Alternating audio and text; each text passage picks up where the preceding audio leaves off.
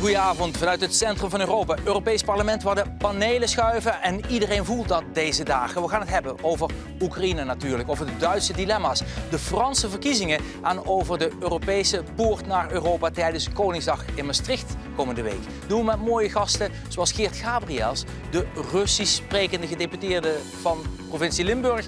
En hij gaat onder andere ook over stikstof. Gaan we het ook over hebben vanavond. Jeroen Leenaars is er, Europarlementariër van het CDA. En hij heeft met burgerlijke vrijheden een hele drukke portefeuille. Lara Wolters is er van de Partij voor de Arbeid. Zij is blij met het initiatief voor gelijke beloning. En vanuit Berlijn praat mee de correspondenten uit Moskou eigenlijk voor Al Jazeera News, stepfase, maar dus tijdelijk gestationeerd in Duitsland. In een periode dus revolutionair voor de Europese Unie.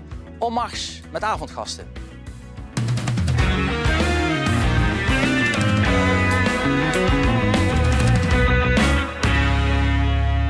Van harte welkom dus hier vanuit het Europees Parlement, waar iedereen, maar dan ook echt iedereen met samengeknepen billen zit. En het heeft alles te maken met de verkiezingen van komende zondag in Frankrijk tussen Emmanuel Macron en Marine Le Pen.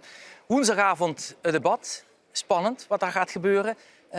Lara Wolters, van harte welkom. Hebt het gezien, het debat? Ja. Wat betekent het voor komende zondag?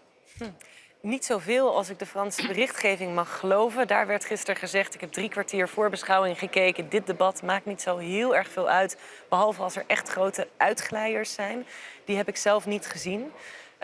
Maar ik vind het jammer natuurlijk als lid van de PvdA, als sociaaldemocraat, dat degene die tegenover meneer Macron zit, dat geen sociaaldemocraat was. Want een paar van de punten die Le Pen noemde over ongelijkheid, over stijgende prijzen, over werkloosheid, et cetera, ja, die verdienen een goed antwoord. En jammer dat zij daar met Le Pen retoriek daar antwoorden op mag geven voor zo'n groot publiek. Ja, dat zien we toch ook een beetje een spiegel van Nederland. Maar daar kunnen we het dadelijk over hebben. Jeroen Leenaars, de commissie natuurlijk is op dit moment eigenlijk aan het broeden op maatregelen om te kijken, kunnen we stoppen met de Russische olie en het Russische gas? Maar er is nog geen voorstel. Komt dat na de Franse verkiezingen? Wordt er even gewacht om Marine Le Pen misschien niet munitie te geven? Of is dat te cynisch? Ik denk dat dat te cynisch is. Ik denk ook dat het pijnpunt waar het zit in de import van Russische olie en gas ook met name in Duitsland ligt. Veel meer dan in Frankrijk nog. Dus ik denk dat met name naar Berlijn gekeken wordt als het daarom gaat. Maar het is wel een heel belangrijk punt. Want het is natuurlijk heel gek dat wij hier vanuit de Europese Unie Oekraïne steunen. Met financiële middelen. Dat we bijna trots melden dat we 500 miljoen of 1 miljard euro vrijmaken voor Oekraïne. Terwijl we per dag tussen de 600 miljoen en 1 miljard euro naar Rusland sturen om voor onze gas en olie te betalen. En op die manier blijven we de oorlogskas van meneer Poetin spekken. En als we niet bereid zijn om een beetje pijn te lijden, zelf ook, om dat te stoppen, dan is het bijna hypocriet om een hele mooie sier te maken met de bedragen die we vrijmaken voor Oekraïne. Nou goed, de gasrekeningen natuurlijk, die exploderen al in Nederland en de elektriciteitsrekeningen. Ja. Dus de gedachte is van, als we dat afkondigen, gaat die prijs nog verder omhoog. Nee, maar dat is ook een heel serieus probleem. En daar draaide ook het debat gisteren bij de Franse verkiezingen om. Trouwens, daarover gezegd ook, ik zou het zo fantastisch vinden als we in Nederland bij verkiezingen dit soort debatten zouden mogen hebben. Ja. Gewoon 2,5 uur lang op de inhoud in plaats van een minuutje lang door spindokters voorgebroede one-liners over ons heen gestort te krijgen. Dus laten we dat ook vooral in Nederland wat meer doen. Maar ik denk dat de problemen in Frankrijk die Lara al aanhaalde, die Marine Le Pen aanhaalde, waar Macron ook goed op reageerde, vond ik trouwens, dat de stijgende levenskosten, inflatie, gasrekeningen, dat daar heel veel pijn zit bij mensen. Dat het ook gaat zorgen voor grote problemen in onze samenleving. Zeker als deze strijd, deze oorlog lang blijft voortduren. Maar dat ik er ook van overtuigd ben dat wij als overheden in Europa, met alles wat wij voor elkaar kunnen boksen, die pijn moeten kunnen verzachten voor de mensen als we dat met z'n allen willen doen. En daar moet onze opdracht liggen. En dat kan niet gepaard gaan als we maar continu geld over blijven maken aan Rusland. Dat is dweilen met de kranen open inderdaad. Ja, ik ga even naar Step Fase, die luistert mee vanuit Berlijn. Correspondent in Moskou voor Al Jazeera News. Goedemiddag, zojuist nog druk geweest, maar daar gaan we het er dadelijk over hebben. Want ik begrijp, u komt net uit de Duitse bunker. Maar eerst even die vraag voor die Franse verkiezingen. Bibbert Berlijn of speelt daar toch vooral eigenlijk de worsteling op dit moment met de dilemma's over het olie en gas en de militaire infrastructuur? Ja, ik moet even iets rechtzetten. Ik ben inderdaad niet meer de correspondent in Moskou. Ik ben nu een reizende correspondent, zeg maar, gestationeerd vanuit Berlijn. Vandaar dat ik nu ook hier ben en ook inderdaad de situatie hier nauwgezet volg. En inderdaad, deze hele week staat in het teken van de pijn, zeg maar. Hè. De druk op Olaf Scholz, de kanselier en zijn regering wordt echt met de dag en bijna met het uur groter om meer te doen voor Oekraïne. Dus er was gisteren ook nog een debat, zeg maar, in de media ook, maar ook in de politiek over zware wapens sturen naar Oekraïne. Dat heeft de kanselier gezegd dat dat nog niet aan de orde is. En Annalena Baerbock, de minister voor Milieu, heeft voor Buitenlandse Zaken, heeft dat ook bevestigd. Dus er is enorm veel kritiek, ook zelfs vanuit de eigen coalitie op Scholz hierover. Ze vinden hem besluiteloos. En dat was ook al iets wat ze natuurlijk van tevoren al een beetje vermoeden dat een probleem van hem zou kunnen zijn. En hij heeft ook opnieuw weer gezegd, nou ja, we kunnen nog niet onmiddellijk van dat Russische gas en die olie af. En heeft Annalena Baerbock gisteren wel gezegd, we gaan dat doen. Binnen een jaar willen we van die olie af en daarna volgt ook het gas. Dus er zijn wel allerlei voornemens, maar het begint wel, en dat is ook wel echt een politiek effect van deze hele discussie, ook binnen die coalitie, die dus eigenlijk nog maar pas 4 maanden aan het werk is, toch alweer een beetje te rommelen. En dat is natuurlijk ook geen goed teken in Europa. Ja. Geert Gabriels, we kennen u natuurlijk vooral als gedeputeerde in Limburg, maar in een vorig leven had u ook Russische en Oekraïnse connecties. Ja. Wat krijgt u nu op dit moment mee van de worsteling en het drama in uw regio? Nou, ik heb vooral ook contacten met Russische vrienden die mij vragen om informatie en om filmpjes, waarvan een deel ook echt dan daarna er tegenin gaat en zegt, wacht eventjes, dit is propaganda. Dat vind ik dan heel lastig. En andere mensen die eigenlijk het liefst ook het land zouden willen verlaten en ook bang zijn voor wat er nog gaat komen met stijgende prijzen, met waar gaat het eindigen en de repressie in Rusland zelf. Dus vooral dat. En ik ben natuurlijk ook in al die steden geweest in Donbass.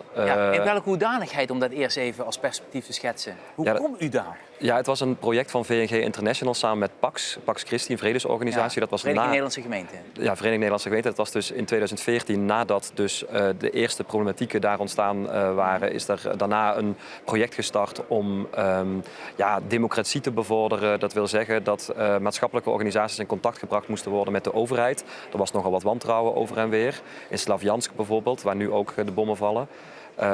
En daar was het dan vooral de bedoeling om met voorbeeldprojecten uit Nederland de burgerparticipatie of de vertrouwen tussen de maatschappelijke organisaties en de overheid te versterken. Dus in die hoedanigheid, dan heb ik toen samen met Pax Christi en met de Vereniging Nederlandse Gemeenten een project mogen draaien. Ja, op dit moment, juist omdat u zo goed Russisch spreekt, kunt u ook in Limburg nog af en toe een handje meehelpen. Wat doet u in Weert? Nou, ik heb heel weinig tijd, dus ik heb enkele keren mogen tolken. Bij bijvoorbeeld registratie van mensen die alleen maar een inlands paspoort hebben. Dus niet een paspoort om buiten Oekraïne te reizen, maar een binnenlands Oekraïns paspoort. En ook in de opvang in kazerne in Weert heb ik 1 dag of een paar uur meegeholpen. En er zijn wat gezinnen die ik ken die mensen opvangen, waar ik dan hier en daar ook af en toe nog hoe gaat dat tolk? Zo, die opvang? Voelen ze zich? Ja, verschrikkelijk natuurlijk. Maar de opvang is best wel goed geregeld. De opvang is heel goed geregeld zelfs door gemeenten. Dus dat is heel prettig. Maar natuurlijk willen heel veel mensen terug en willen mensen... mensen hebben oorlogstrauma's. Maar er zijn natuurlijk verschillende mensen. Mensen die uit het westen van Oekraïne komen en die gewoon bij voorbaat gevlucht zijn. Waar nog geen bommen gevallen zijn. Maar ook mensen uit Mariupol of uit Kharkov. Dus er zijn verschillende mensen die met verschillende verhalen hebben. Ja. We gaan nog even terug naar het moeilijke dilemma. Dus inderdaad, van wat doen we dan met het Russische olie en gas? En wat is het beste perspectief voor de komende maanden, de komende jaren? Frans Timmermans, die spraken we er ook over, vicevoorzitter van de Europese Commissie. Toen ging het onder andere over de vraag, kan eventueel kernenergie een deel van dat gat opvullen? Want Duitsland, weten we, gaat eind dit jaar, dat was tenminste de bedoeling, de laatste 3 kerncentrales uitschakelen. Maar in plaats daarvan misschien wel in de Waddenzee gas opboren. We zullen zien hoe dat gaat. Maar dat dilemma speelde dus ook voor Timmermans. En hij zei daar toen het volgende over. Kijk, het punt is, je kan wel zeggen, het gaat om de industrie, die heeft energie nodig. Maar het gaat om de samenleving. Als wij geen energie zouden hebben, dan ontwrichten we onze samenleving. Staan we zwakker tegenover Poetin. Dus je moet altijd die balans vinden met voldoende energie en tegelijkertijd zo snel mogelijk afbouwen de import van Russische energie. En kerncentrales kunnen een onderdeel zijn van de lange termijn oplossing, maar kerncentrales gaan ons niet helpen nu op de korte termijn van het Russisch gas af te komen.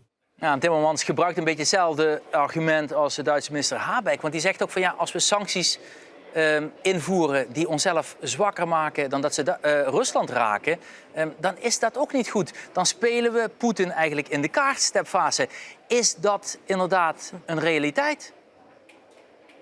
Dat wordt hier natuurlijk wel als argument gebruikt. En ja, daar zit ook natuurlijk wel wat in. Want als je van de een op de andere dag gaat stoppen met het Russisch gas, nou ja, dan krijgt die economie hier natuurlijk een enorme dreun. Maar wat ook wel een interessant dilemma is, en Habeck heeft dat zelf ook gezegd vorige week. Ik stond vorige week bij een van die bruinkoolmijnen die Duitsland nog steeds gebruikt.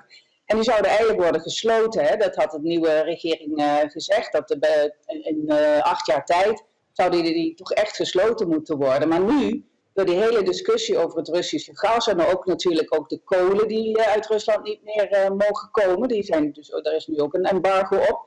Ja, begint opeens die bruinkoolmijn weer interessanter te worden, zeg maar. En dat is natuurlijk een van de meest vervuilende fossiele brandstoffen die we hebben, die Duitsland heeft. En het is wel de meest stabiele, want natuurlijk wind- en zonne-energie, daar is Duitsland heel hard nu mee bezig. Maar vorig jaar was er gewoon best wel weinig wind en ook best wel weinig zon. Hebben ze toch veel meer steenkool weer moeten gebruiken. Nou ja, nu lijkt het erop dat in de toekomst, en zeker in de nabije toekomst, ook weer meer bruinkool wellicht gebruikt moet worden. Nou ja, dat is natuurlijk een enorme domper ook weer voor het milieu en zeker ook voor de groenen hier in de regering. Ja, en Geert Gabriëls die hoort het allemaal met leden, ogen en oren aan. Want u weet, bijna de helft van de stikstof komt eigenlijk in Limburg uit Duitsland of België. Slaat over de grens neer. Is slecht nieuws voor u? Dit is natuurlijk iets anders. Hè. Dit gaat over CO2, hè. Als bruinkool verbrand wordt. Maar het andere probleem, stikstof, is natuurlijk ook een probleem voor het milieu. Wat ik hier vooral hoor is echt een klimaatdrama. Want er ligt er natuurlijk ook vlak eentje over de grens, zo'n bruinkoolcentrale eigenlijk. Ja, dus dat is vooral ook echt voor de watervoorziening. Er wordt heel veel water onttrokken. Dus in Limburg hebben we ook last van verdroging doordat er heel veel water onttrokken wordt. Als ik dit hoor, dan denk ik, als de bruinkolencentrales weer open gaan, dan dat lijkt mij ook niet wenselijk. Maar goed. Het is niet wenselijk, maar hoe kijkt u tegen dat dilemma aan? Waar legt u die belangen af? Nou, ik denk, toen ik het net ook aanhoorde, dacht ik, we zijn natuurlijk ook al best wel lang bezig met energiewendes en energietransitie. En er is best wel lang, we hebben best wel vaak heel traag daarin gehandeld. Er zijn natuurlijk ook heel veel partijen geweest die al heel lang zeggen van we moeten veel langer al van gas af en we moeten al veel langer in duurzame energie investeren.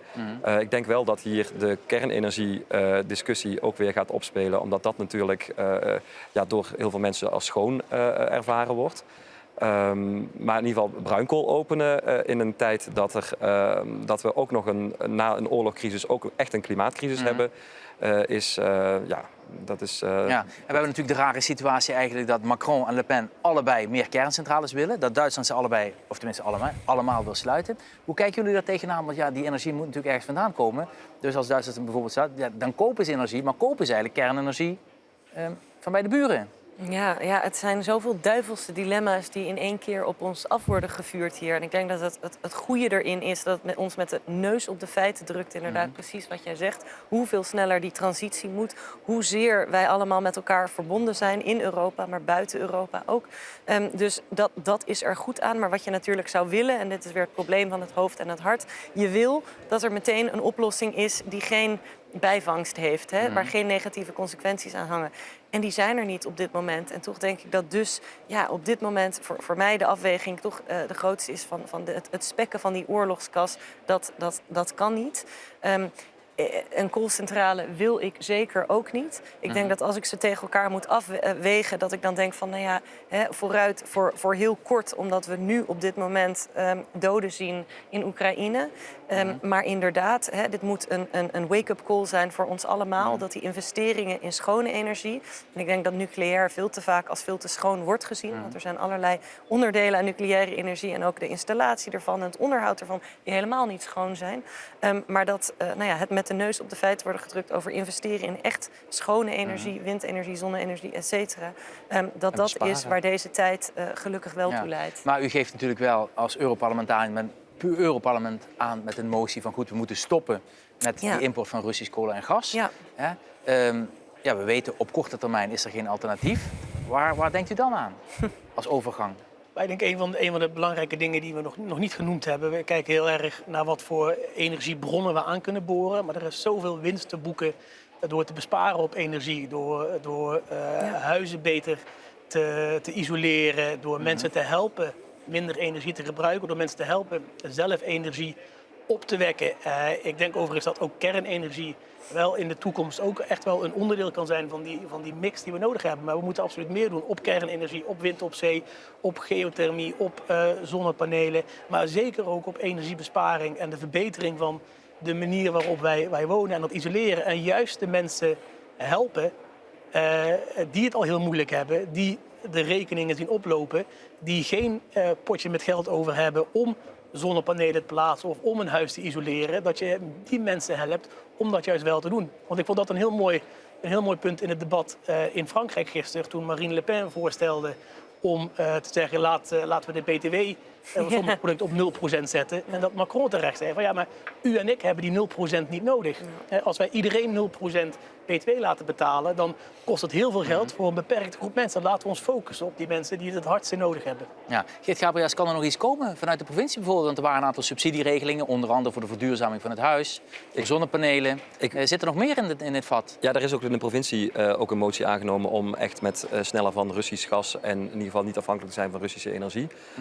Ik weet dat mijn collega gedeputeerde Maarten van Gaans enorm bezig is met om gemeenten en ook de restregio's, de regionale energiestrategie. Want geen provincie heeft zoveel contracten met Gazprom dan Limburg. Dat heb ik gezien, ja.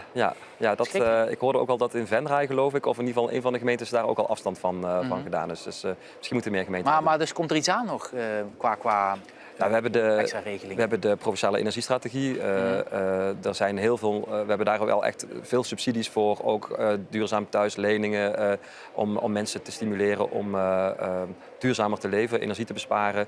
Maar ook in de restregio's energie op te wekken. Maar dat is ook soms het gevecht om de ruimte. En dan gaan we het straks over stikstof hebben. Gaan we inderdaad nog even over hebben. Eerst nog even terug naar de moeilijke dilemma's voor Duitsland. En die waren onder andere voelbaar bij het Duitse oorlogskerkhof in IJsselstein in Noord-Limburg.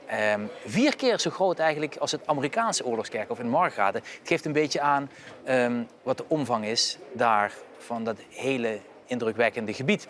En daar was onder andere Christian Cuyper. Die kwam met een foto van de broer van zijn opa. Kwam die op het graf zetten met de gedachte van dan heb ik een gezicht voor het graf voor die gesneuvelde soldaat uit Duitsland. Hij was zelf soldaat geweest, Christian Cuyper. En hij zei van we hebben als Duitsland eigenlijk zo'n trauma, zo'n schuldgevoel uit de Tweede Wereldoorlog, dat we nu een beetje gechanteerd worden om op die trein van de militarisering te springen, om Oekraïne steeds maar weer verder te bewapenen. Want zegt hij, dat is niet de goede weg. Und ich glaube auch, dass es jetzt persönlich so weit ist, dass die Regierung auch so ein bisschen angetrieben wird. Na? Da jetzt mit aufzuspringen auf diesen Zug und zu sagen, wir müssen jetzt noch wehrhafter werden und müssen noch mehr Waffen kaufen und wir brauchen noch mehr Soldaten und so weiter. Also ich bin der Meinung, die sollten alle mal lieber hier hinkommen und sollten sich das alles mal hier anschauen.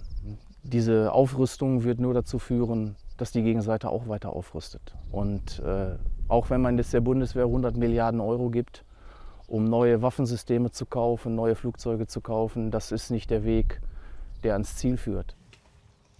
Ja, de indrukwekkende woorden dus van Christian Cuyper, die ook een beetje een echo vinden in het Duitse parlement. Want ook bijvoorbeeld Scholz heeft het daar moeilijk mee. Stef Vaassen dus vanuit Berlijn krijgt natuurlijk goed mee die wapenleveranties vanuit Duitsland aan Oekraïne en de reserves die Duitsland daarbij heeft, die voelen zich daar gewoon niet goed bij. Hoe speelt dat op dit moment? Nou ja, precies dit. Dus het speelt enorm. We hebben natuurlijk de speech van Olaf Scholz gezien vlak na de invasie van Rusland. Die Zeitenwende, toen hij dus echt ging zeggen van ja, het leger moet toch ook zich meer gaan bewapenen. Het moet gaan moderniseren. De Duitse Wehrmacht heeft natuurlijk jarenlang eigenlijk weinig gedaan aan zeg maar oorlogsvoorbereiding. Nou, er komt 100 miljard euro dit jaar bij, dus dat is één punt. Maar er zit natuurlijk inderdaad die gedachte in Duitsland, ook toch nog dat hele erge collectieve schuldgevoel. Er zijn natuurlijk miljoenen Sovjet-soldaten omgekomen, vermoord zeg maar, door de nazi's. Dat speelt natuurlijk nog altijd. Maar ook dat idee, wat ook vooral bij de SPD en ook bij Merkel heel lang heeft gespeeld, is dat je toch met Rusland die communicatie moet openhouden, dat je er zaken mee moet doen. Ze hebben uiteindelijk nu toch in de afgelopen weken moeten toegeven dat dat geen goede beslissing was. Dat eigenlijk, ze noemen het zelfs een failure, hè, dat het een fout is geweest om al die jaren te hopen dat je door Rusland te engagen, zeg maar, dat er een soort vrede zou zijn, een garantie. Dus er wordt nu toch ook wel gezegd, ook door de mensen, en dat is ook interessant, dat het vooral de Groenen zijn, hè, de groene partij die zegt van we moeten gaan bewapenen en we moeten juist een veel meer actieve rol tegen Rusland gaan spelen. Wat bijna een soort contradictie zou lijken. Hè? Een linkse partij, zeg maar, die toch heel erg militaristisch nu klinkt. Maar de SPD, de Sociaaldemocraten, zijn inderdaad heel erg huiverig. Die traditie, inderdaad, dat ze veel goede contacten hebben nog met Rusland. We kennen natuurlijk het verhaal van Schröder, hè, die nog steeds op een commissariatus heeft bij Gazprom. Dus ja, dat speelt allemaal mee. Het is allemaal super gevoelig. En je merkt gewoon dat Olaf Scholz al die krachten zeg maar een beetje probeert uit te balanceren en daardoor eigenlijk niks doet. En dat wordt hem nu dus ook wel verweten. Dus het wordt heel spannend hoe Duitsland zich hierin gaat bewegen. Ja, en interessant wat je vertelt inderdaad. Want Joschka Fischer, die we nog kennen van de Groenen natuurlijk vroeger, die zal daar helemaal een raar gevoel bij hebben. Jeroen Leenaars, hier in Brussel, met je collega's uit Duitsland. Herken je dat sentiment? Het sentiment, maar vooral ook het dilemma. Ik denk dat in mijn fractie dat ook de Duitsers met elkaar daar heel veel discussie over hebben. Juist omdat men het niet helemaal eens is. En omdat het gewoon een hele gevoelige discussie is in Duitsland. Maar ik zeg ook altijd, juist vanuit de ervaringen die Duitsland heeft vanuit het verleden. En je ziet wat er in Oekraïne gebeurt. Je ziet daar onschuldige mensen vermoord worden. Hoe dorpen en steden kapot gebombardeerd worden. En de vraag is niet om daar soldaten heen te sturen, maar de vraag is om Oekraïne te helpen om zichzelf te kunnen verdedigen tegen een invasiemacht van Rusland. Dan zou je toch in principe juist vanuit die Duitse gedachte van vroeger en die ereschuld Oekraïne moeten willen helpen. En wat je met je eigen Bundeswehr doet, is natuurlijk een ander verhaal. Maar daar denk ik dat alle Europese landen de afgelopen 40 jaar gedacht hebben van zo'n vaart zal het niet meer lopen. Dit risico lopen wij niet meer. En dat in dat opzicht de invasie van Oekraïne een enorme wake-up call is voor heel veel Europese landen, met name voor Duitsland ook. En dat we allemaal beseft hebben dat we wel degelijk ook zelf voorbereid moeten zijn om de veiligheid en de algemene welvaart in onze eigen deel van de wereld te blijven behouden. Ja, en het interessante natuurlijk aan het hele verhaal is dat Europa heel nadrukkelijk een hoofdrol opeist eigenlijk in die nieuwe dynamiek. Bijvoorbeeld met de voorzitter van het Europees Parlement, Roberto Metsola, die ging naar Kiev. In de periode eigenlijk dat het toch echt nog wel gevaarlijk was. En daarmee eigenlijk bepaalden ze ook wel het beeld van de partij die zich meldt aan het front.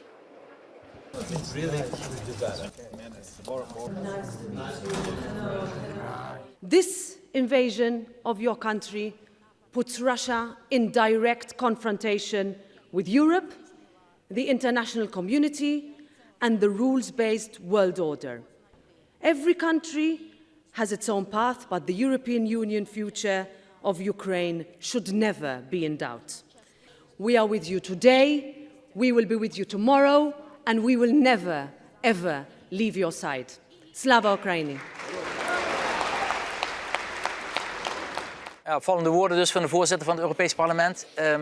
Europa groeit in crisistijd. En een van de grondleggers heeft ooit gezegd, Europa groeit vooral als landen zelf niet meer weten wat ze moeten doen. Is dit zo'n moment, Lara Wolters?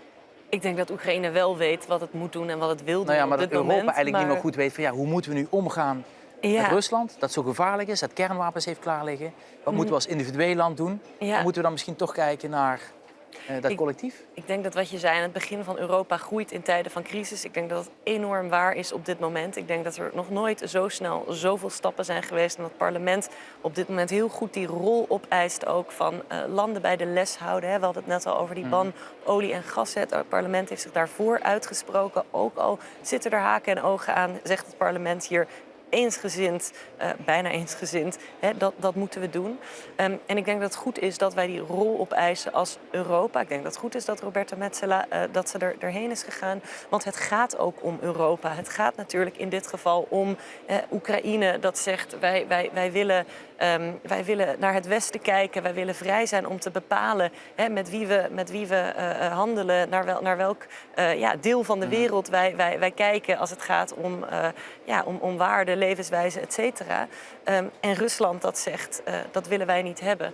Wij willen jullie als bufferstaat bij ons houden in wezen. Dus het is niet verwonderlijk dat Europa gehoor geeft ook aan de vragen van Oekraïne bijvoorbeeld, als het gaat om het leveren van materieel, et cetera. Want het gaat nadrukkelijk om Europa en in Oekraïne dat de vrijheid moet hebben om te kunnen bepalen wat voor land het wil zijn. Ja, en interessant is natuurlijk dat inderdaad Europa die hoofdrol opeist. Wat ook weer nieuwe dynamiek en nieuw gewicht geeft aan die andere portefeuilles, die andere dossiers waar Europa heel actief is. Bijvoorbeeld het klimaat, waarvan Nederland weet, goed, we moeten onze hoeveelheid stikstof die we uitstoten tegen 2013 moeten we halveren. En veel provincies hebben daarmee een dikke vette opdracht gekregen om te zorgen dat dat ook inderdaad gebeurt. En dan komen we inderdaad bij de portefeuille van Geert Gabriëls. Maar eerst even wat betreft die Europese dynamiek. Wat is nu de link tussen de Europese wetgeving en de Europese eisen en uw beleidsterrein? Ik denk dat het vooral, kijk, de hele stikstofcrisis gaat over natuur en de kwaliteit van natuur. Dat is overigens iets anders dan de klimaatproblematiek. Maar het gaat om de kwaliteit van natuur en de afname van de biodiversiteit. En Europa heeft natuurlijk een Europese habitat- en vogelrichtlijn opgesteld. En daar moeten wij met z'n allen aan voldoen. Het gaat niet goed met de biodiversiteit. Dus dat is de Europese wetgeving waaraan wij gebonden zijn in Nederland en eigenlijk in Europa om diersoorten te beschermen en ook habitats te beschermen. Ja. Dat is de link. En Limburg heeft een hoop habitats en een hoop natuurgebieden in ieder geval. Dat maakt het moeilijk. Snippers. Maar Limburg heeft ook ontzettend veel, tenminste als je keek naar de top 100... die later weer voor een deel is teruggetrokken... maar ontzettend veel bedrijven en instellingen die hoog scoren op die stikstofuitstoot. Ja, Rockwool is erbij, Gemmelot, veel intensieve veehouderijen in Noord-Limburg. Wat kunt u gaan doen? Wat we eraan kunnen doen is, sowieso is het een verantwoordelijkheid van het Rijk. Maar we gaan het als provincies de acties aan. Dat wil zeggen dat er gebiedsplannen gaan komen waarin we in kaart gaan brengen wat de staat van de natuur is. Maar ook waar de uitstoters zitten. Dus inderdaad Rockwool, Gemmelot. Maar ook heel veel inderdaad intensieve veehouderijen in Midden- en Noord-Limburg vooral. En natuurlijk ook in Zuid-Limburg. Maar afhankelijk van hoe dicht bij Natura 2000 gebieden ze zitten. En in die gebiedsplannen moet er samengewerkt worden en uiteindelijk een bod gedaan worden waarin het Rijk uiteindelijk met 12 provincies de doelstelling kan halen. Dat is 74% in 2030. Dus dat is een 50% daling of reductie van stikstof in 2030. En er zijn er onder andere veehouderijen die zeggen van ja, koop mij maar uit. Die verantwoordelijkheid die ligt bij de provincie, een beetje afhankelijk van die piekbelastersregeling. Hoeveel boeren hebben zich tot nog toe gemeld? Dit gaat om een vrijwillige regeling. Dat heet de maatregelgerichte opkoop, heet die regeling. Het gaat om piekbelasters die nabij natuurgebieden zich bevinden. Op dit moment hebben zich er ruim 30 gemeld. Het is alleen zo dat Christiane van der Wal, de minister van Stikstof, op een gegeven moment heeft gezegd ik kom nog met een zeer woest aantrekkelijke regeling. Waardoor dat de regeling die eigenlijk al liep en waar wij al aan het taxeren zijn en al met agrariërs in contact zijn en aan de keukentafel zitten, dat heel veel agrariërs zeggen, ja wacht eventjes, die woest aantrekkelijke regeling die kan misschien woester aantrekkelijker zijn dan de regeling die nou geldt. Daar zijn we nou ook over in gesprek. Om dat in ieder geval duidelijk te hebben dat geen reden kan zijn om niet mee te doen. Maar we zijn dus met 30 mensen in gesprek. Dat gaat dan dus om de uitstoters nabij natuurgebieden.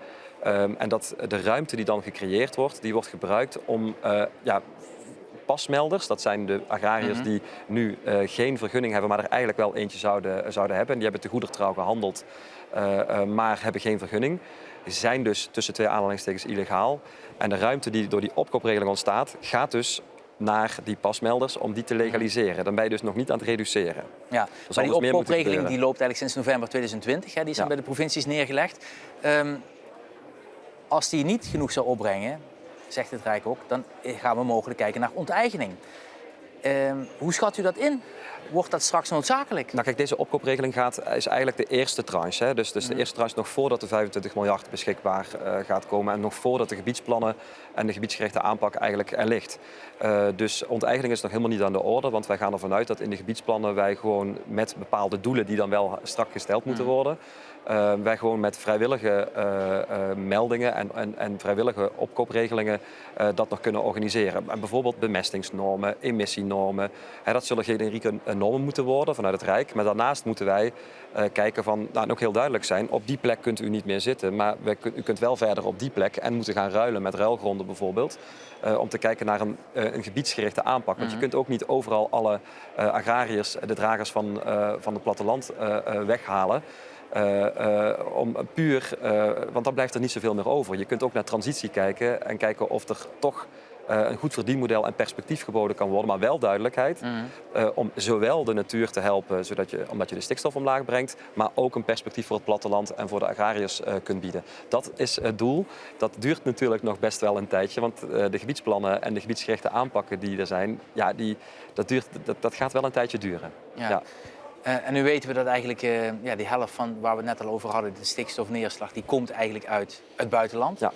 Dat maakt het wel heel moeilijk om hele efficiënte maatregelen te treffen. Ja, natuurlijk een deel komt natuurlijk uit België. België is ook bezig met allemaal regelingen. Een soort early bird regeling waarin je als je meteen je meldt dat je dan meer geld krijgt als je opgekocht wil worden dan als je later komt. Heet het in België ook early bird? Ik zou niet weten hoe het daar heet, maar volgens mij is het dezelfde regeling. Dus ook Vlaanderen is bezig met regelingen. En Nederland is ook echt een grotere exporteur dan importeur van stikstof. Dus het is inderdaad altijd goed om te kijken naar wat komt er uit het buitenland. Maar het is ook heel goed om te kijken wat wij zelf nog exporteren naar andere landen. En dus wel echt wat te doen. Maar wel met perspectief voor alle sectoren en ook voor agrariërs. Dus. Ja. Jeroen Leenaars, als lid van de voormalige boerenpartij, mogen we een beetje zeggen, CDA. Toch veel aanhang op het platteland. Word je er veel op aangesproken? Ja, ook omdat achter alle stikstofcijfers en plannen schuilen ook gewoon mensen. Mensen die aan die keukentafels, waar Geert het over had, zich heel veel zorgen maken over hun eigen toekomst. Die vaak te goeder trouw gehandeld hebben, geïnvesteerd hebben in een bedrijf.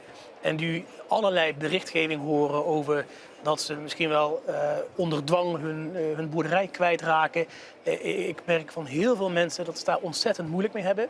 En ik denk daarom dat het ook heel belangrijk is om vooral die gesprekken te voeren met die mensen aan die keukentafels. In plaats van dreigen met onteigening en zo. En ik denk nooit dat je een goed en eerlijk gesprek kan hebben over hoe je het samen op kan lossen, als er altijd een soort van zwaard boven je hoofd hangt van onteigenen. En ik vond het ook heel goed dat de Provinciale Staten in Limburg een amendement van Johan Geraerts aangenomen heeft, waarin de onteigening ook expliciet uit die plannen gehaald wordt. Ik denk dat voor de manier waarop je samenwerkt met de boeren en met de gemeenschap, dat gewoon echt de beste manier is. Ik wilde wel op reageren, want het is natuurlijk ook wel echt op dit moment ook echt het is natuurlijk een probleem voor de agrarische sector dat wat er gaat gebeuren. Maar het is wel zo dat we de vergunningen staan nu. Er zijn 200 vergunningen die op de plank liggen die we niet kunnen verlenen, omdat we een natuurprobleem hebben. De afname van de biodiversiteit is het doel van de stikstof, om dat te keren en zelfs te herstellen en te bevorderen, is het doel van deze handeling. Daar moeten we duidelijk in zijn. Het gaat op sommige plekken pijn doen.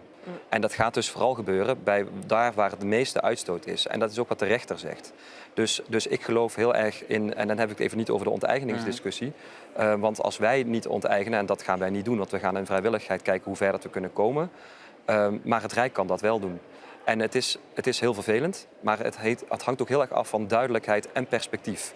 En het hoofdprobleem is dus dat er vergunningen op de plank liggen die niet verleend kunnen worden. Dat we dus stil liggen op heel veel vlakken. En een ander hoofdprobleem is, en dat is eigenlijk het allerbelangrijkste, is dat de biodiversiteit drastisch terugloopt en dat we daar met z'n allen iets aan moeten doen. En als de natuur herstelt, dan kunnen daarna ook weer vergunningen verleend worden. Dat is hoe het zit. En daarom is die pasmaatregel ook gesneuveld.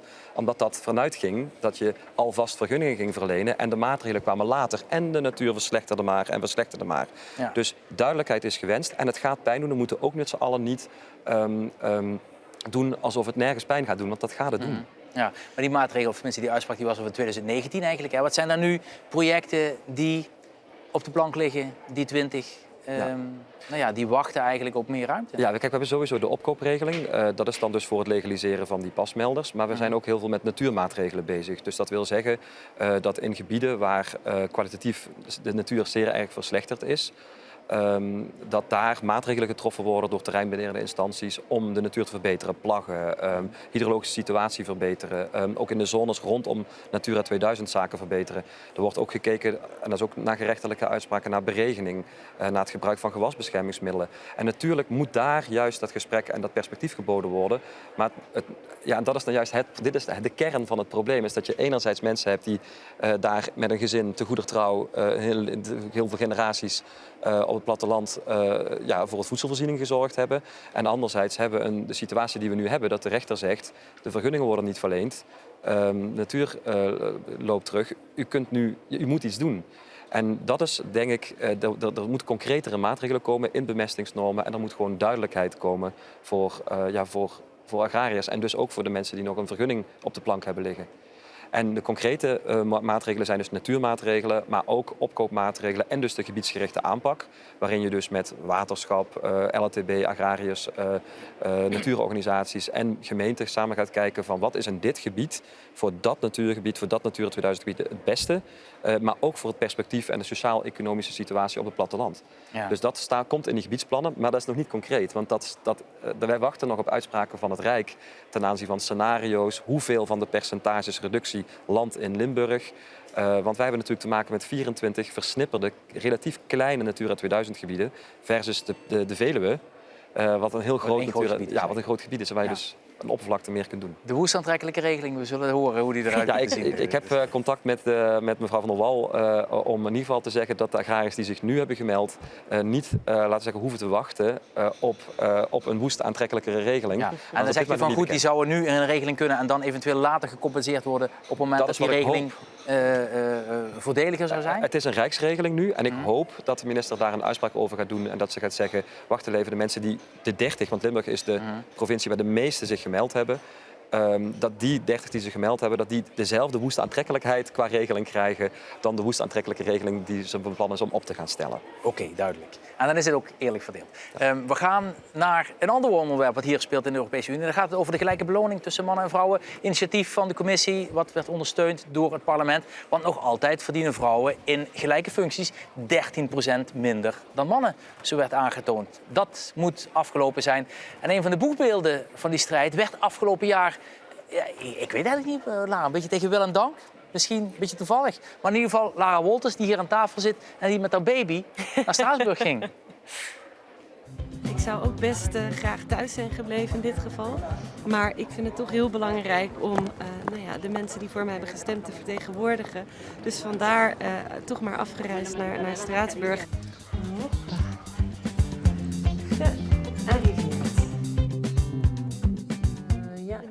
Oké, dus dat gaan we dan bespreken. En we stemmen maar 1 keer vandaag. Ja. Om 12 uur. Only one vote. Oké. Ja, dat is zelf ook niet meer leuk. Ja. Oh, wacht nog even. Ja, ik denk dat het parlement gewoon nooit bedacht heeft dat een volksvertegenwoordiger ook wel eens een jonge vrouw zou kunnen zijn. Dus er is gewoon een enorm logge instelling hier die daar nu aan moet wennen. En die wel ziet dat er voorstellen zijn. Maar ja, er moet kennelijk uitgevogeld worden of het allemaal wel mag en kan. En het is dus nu tijd om het parlement de 21ste eeuw in te slepen.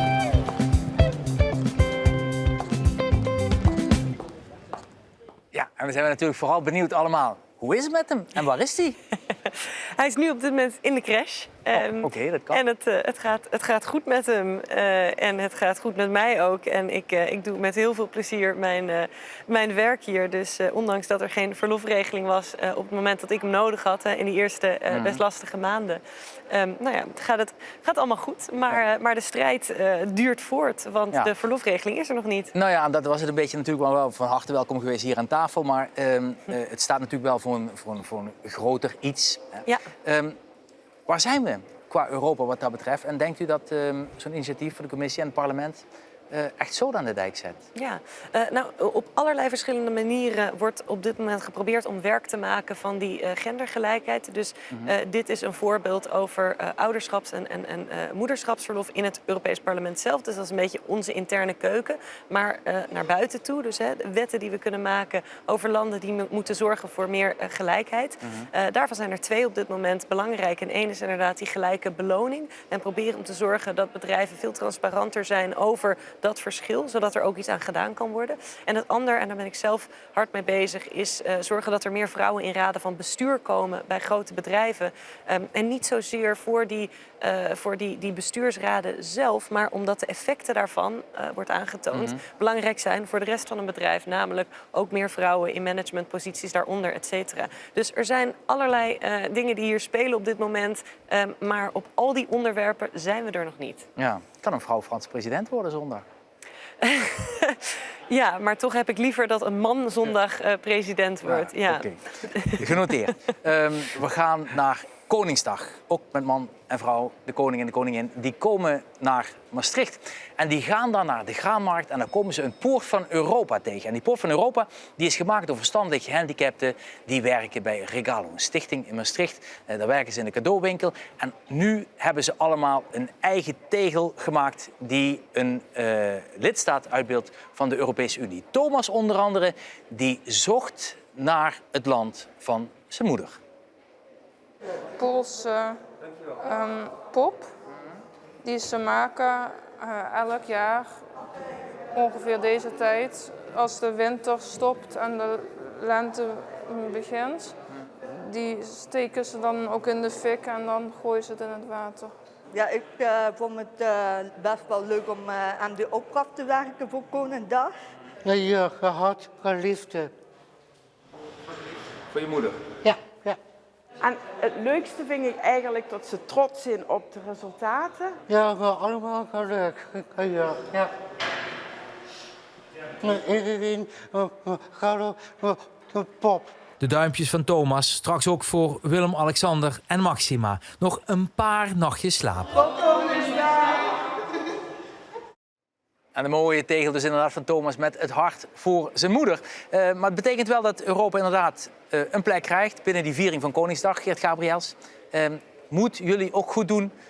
Want als provincie natuurlijk hebben jullie wel altijd heel erg gemanifesteerd en geprofileerd als instituut dat Europa vooral hoog houdt aan het verdrag van Maastricht van 30 jaar geleden. Ja, we zijn natuurlijk ook het verdrag van Maastricht inderdaad, maar we hebben ook een expositie ingericht in het gouvernement. Maar het is natuurlijk de meest Europese provincie van Nederland, dus dat is logisch. En ook fijn dat dat dan in Maastricht ook getoond kan worden. Ik ben er woensdag ook bij, dus... Ja, dat is mooi. Ik ga nog even naar Step Vaassen, want Step, krijg je een beetje heimwee nog naar je Simpelveldse roots als je dit soort dingen voorbij ziet komen en de Koningsdag komende woensdag kunt beleven? Nou, ik ben er komende woensdag, dus dat is het goede nieuws. En ik luisterde net natuurlijk naar die stikstofdiscussie. Ik ben een boerendochter, dus dat gaat mij ook aan het hart. Ik ben opgegroeid op een boerderij in Zuid-Limburg. Helaas wonen mijn ouders daar niet meer, maar ik heb er natuurlijk enorm veel mooie herinneringen. Maar ik moet zeggen, ik was er nog. Met Pasen was ik er nog. Ik woon natuurlijk nu tussen Berlijn en Amsterdam. Ik ben heel lang weg geweest in Azië, 23 jaar lang. En ik ben nu dichterbij, dus Limburg is een heel stuk dichterbij gekomen. Ja, dat is wel heel fijn. Laten we nog even vragen naar wel je periode in Moskou, hè, dat je er gezeten hebt als correspondent. Wat merk je daar nu nog van qua contacten? Wat krijg je nog mee van wat er gebeurt op dit moment? Nou ja, dramatisch. Echt een dramatische situatie. Heel veel van mijn vrienden en collega's die net als ik in de journalistiek werken, zijn vertrokken uit Moskou. Omdat ze daar gewoon niet meer kunnen werken. Want zoals je weet staat je daar 15 jaar gevangenisstraf te wachten als je alleen al het woord oorlog gebruikt. En dat is natuurlijk een enorme censuur. De censuur was er al toen ik er nog was. Maar het is natuurlijk alleen maar veel erger geworden. En het is een heel verdrietige situatie. Want heel veel mensen, ook buitenlanders die daar wonen en werken, hebben natuurlijk toch een grote liefde voor het land, voor de mensen daar. Ik bedoel, ik heb echt ook hele goede herinneringen aan de contacten met Russen. En dat het nu zo op deze manier dramatisch fout is gegaan, zeg maar. Ja, dat is heel pijnlijk voor heel veel mensen te constateren. En ze weten ook niet wanneer ze daar weer terug naartoe kunnen. En wat je ook voelt, en dat vind ik ook heel erg, is dat er binnen families enorme ruzies zijn ontstaan. Russische families, dat de ene helft van de familie echt heel erg die oorlog afkeurt en de andere gewoon doet alsof die niet bestaat. Dus je hebt echt mensen die niet meer met elkaar praten, vrienden die niet meer met elkaar praten. Ik had een Russische vriendin die zegt, mijn Oekraïense vrienden praten ook niet meer met me, terwijl ik ook die oorlog afkeur. Dus er is heel veel aan de hand daar. En ik denk dat we ook maar een heel klein beetje daar nu van meekrijgen vanwege de beperkingen van de media die daar eigenlijk niet meer echt kunnen werken. Ja, daarom super fijn dat je er in ieder geval een hele tijd was. Hartstikke bedankt voor je aanwezigheid vandaag. We moeten gaan afronden. Jeroen Leenaars, Lara Wolters, Geert Gabriels, hartstikke bedankt. Hoi, meneer Gabriels. U gaat nog een stukje verderop vanavond, of niet? Naar Leuven, want daar is een statendag. Dus alle statenleden zijn nou in Leuven. Dus daar bezoeken zij nog het Vlaams-Brabantse provinciehuis. En daarna gaan we volgens mij eten. Oké, dat is om de hoek. En hoe voelde het zo met z'n tweeën, PvdA, GroenLinks, een beetje naast elkaar als familie? Ja, toch jammer dat we daar niet meer gebruik van hebben gemaakt richting Jeroen vanavond. Dus, maar het smaakt naar meer. Goed. Ja, voelt goed? Oké, heel goed. Dankjewel voor jullie komst. En tot zover deze aflevering inderdaad. Terug te kijken onder andere ook op l1.nl en op YouTube. Ik bedank u voor het kijken. Dit weekend trouwens op Politiek 24 nog. Kunt u het helemaal zien. Hartstikke bedankt. Fijne avond. Dag.